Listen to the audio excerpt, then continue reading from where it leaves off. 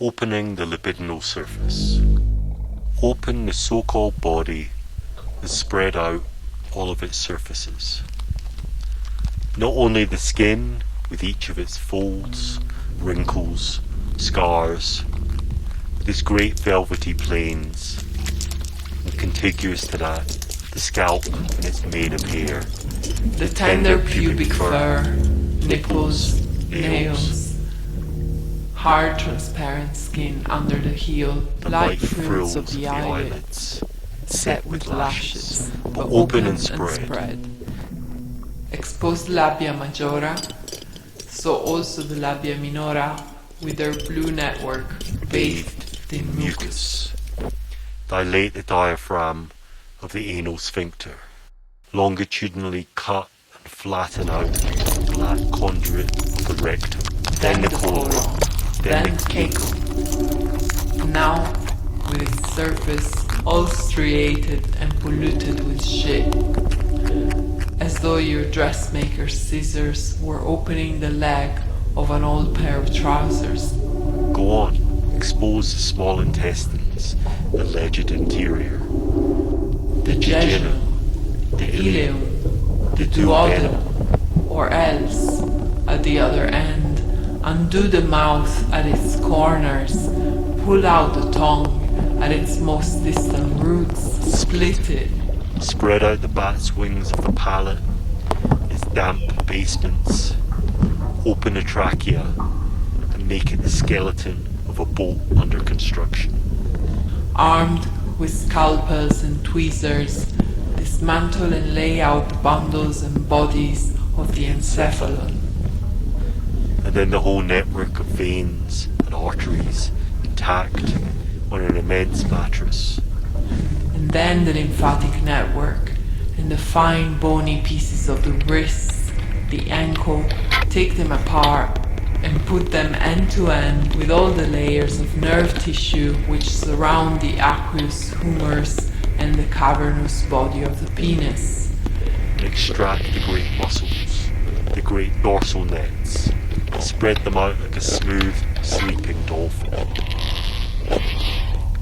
Work as the sun does when you're sunbathing or taking grass.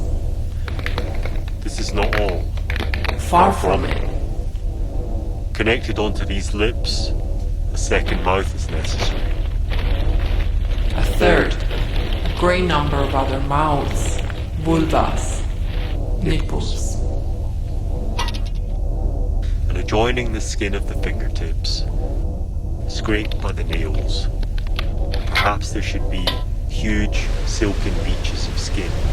Taken from the inside of the thighs, the base of the neck, or from the strings of a guitar, and against the palm, all latticed with nerves, and creased like a yellow glyph. Set potter's clays, or even hard wooden handles, encrusted with jewels, or a steering wheel, or a drifter's sail are perhaps required.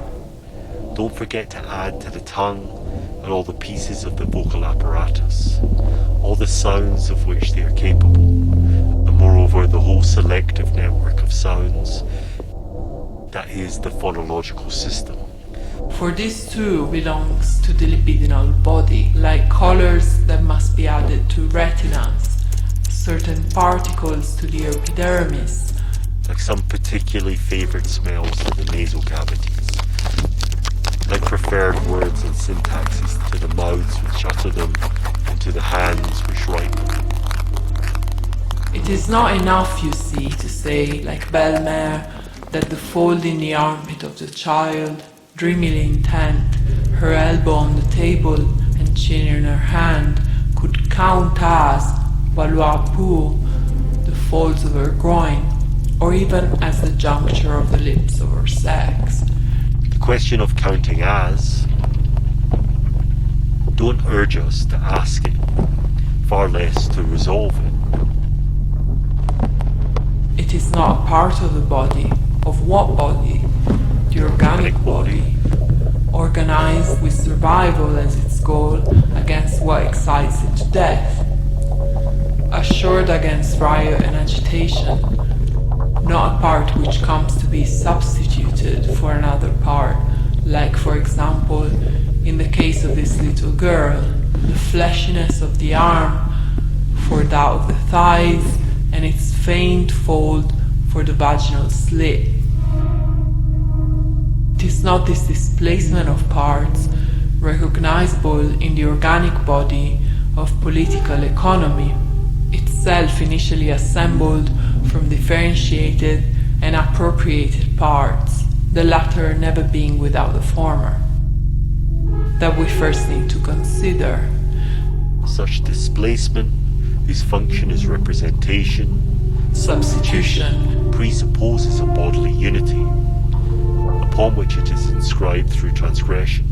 There's no need to begin with transgression. We must go immediately to the very limits of cruelty, Perform a dissection of the polymorphous perversion. spread out the immense membrane of the libidinal body, which is quite different to a frame. Is made from the most heterogeneous textures. Bone, Epithelium, sheets to write on, charged atmospheres, swords, glass cases, peepholes, grasses, canvases to paint.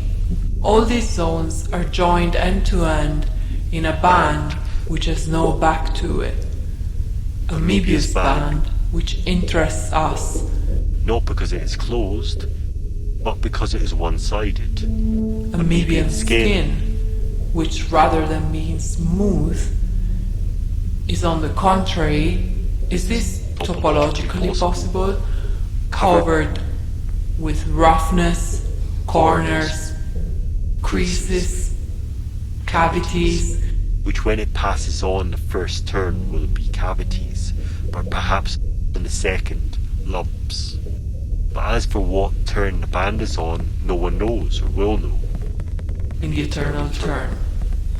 The interminable band with variable geometry, for nothing requires that an excavation remain concave, Besides, it is inevitably convex on the second turn.